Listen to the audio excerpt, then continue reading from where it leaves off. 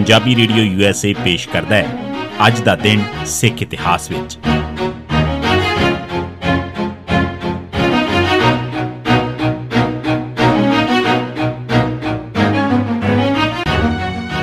सिख इतिहास दीआं घटनावां च 23 अक्तूबर दा दिन 1772 अहमद शाह दुरानी मारिया।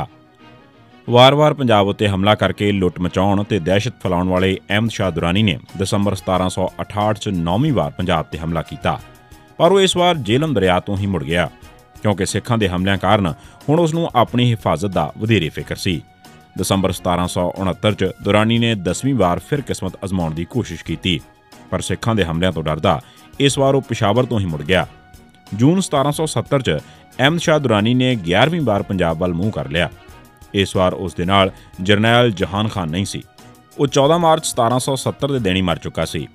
ਇਸ ਵਾਰ ਵੀ ਅਹਿਮਦ ਸ਼ਾਹ ਗਰਮੀ ਅਤੇ ਸਿੱਖਾਂ ਤੋਂ ਡਰਦਾ ਪਿਸ਼ਾਵਰ ਤੋਂ ਹੀ ਮੁੜ ਗਿਆ।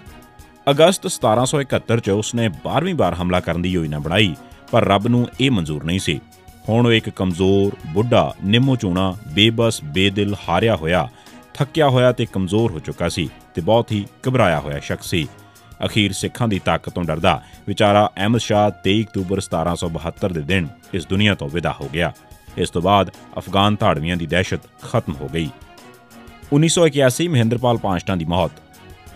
ਬੱਬਰ ਖਾਲਸਾ ਵੱਲੋਂ ਨਿਰੰਕਾਰੀਆਂ ਦੇ ਵਿਰੁੱਧ ਹਥਿਆਰਬੰਦ ਐਕਸ਼ਨਾਂ ਦੇ ਸਬੰਧ 'ਚ 23 ਅਕਤੂਬਰ 1981 ਦੇ ਦਿਨ ਜਥੇਦਾਰ ਤਲਵਿੰਦਰ ਸਿੰਘ ਦੇ ਪਿੰਡ ਪਾਂਸ਼ਟਾ, ਤਹਿਸੀਲ ਫਗਵਾੜਾ, ਜ਼ਿਲ੍ਹਾ ਕਪੂਰਥਲਾ ਦੇ ਨਿਰੰਕਾਰੀ ਮਹਿੰਦਰ ਸਿੰਘ ਪਾਲ ਨੂੰ 3 ਮੋਟਰਸਾਈਕਲ ਸਵਾਰਾਂ ਨੇ ਕਤਲ ਕਰ ਦਿੱਤਾ। ਇਸ ਤੋਂ ਪਹਿਲਾਂ ਬਹੁਤ ਸਾਰੇ ਨਿਰੰਕਾਰੀਆਂ ਨੂੰ ਮਾਰਿਆ ਜਾ ਚੁੱਕਾ ਸੀ। ਇਨ੍ਹਾਂ ਖਬਰਾਂ 'ਚ ਨਿਰੰਕਾਰੀਆਂ 'ਚ ਦਹਿਸ਼ਤ ਫੈਲ ਗਈ ਤੇ ਪੰਜਾਬ 'ਚ ਲੋਕਾਂ ਨੇ ਆਪਣੇ ਆਪ ਨੂੰ ਇਸ ਜਮਾਤ ਤੋਂ ਅਲੱਗਾ ਕਰਨਾ ਸ਼ੁਰੂ ਕਰ ਦਿੱਤਾ। 23 ਅਕਤੂਬਰ 1999 ਦਿਨ ਪੰਜਾਬ ਪੁਲਿਸ ਨੇ ਬਲਦੇਵ ਸਿੰਘ ਪੁੱਤਰ ਵਿਰਸਾ ਸਿੰਘ ਵਾਸੀ ਸਰਚੂਰ, ਜ਼ਿਲ੍ਹਾ ਗੁਰਦਾਸਪੁਰ ਨੂੰ ਇੱਕ ਨਕਲੀ ਮੁਕਾਬਲੇ ਸ਼ਹੀਦ ਕੀਤਾ। 23 ਅਕਤੂਬਰ 1992 ਦੇ ਦਿਨ ਪੰਜਾਬ ਪੁਲਿਸ ਨੇ ਹਾਕਮ ਸਿੰਘ ਪੁੱਤਰ ਜਗਦੇਵ ਸਿੰਘ ਵਾਸੀ ਭੈਣੀ ਕਲਾਂ, ਜ਼ਿਲ੍ਹਾ ਸੰਗਰੂਰ ਨੂੰ ਇੱਕ ਨਕਲੀ ਮੁਕਾਬਲੇ ਸ਼ਹੀਦ ਕੀਤਾ। ਇਹ ਸੀ ਸਿੱਖ ਇਤਿਹਾਸ ਦੀਆਂ ਘਟਨਾਵਾਂ 'ਚ 23 ਅਕਤੂਬਰ ਦਾ ਦਿਨ। ਸੁਣਦੇ ਰਹੋ ਪੰਜਾਬੀ ਰੇਡੀਓ USA।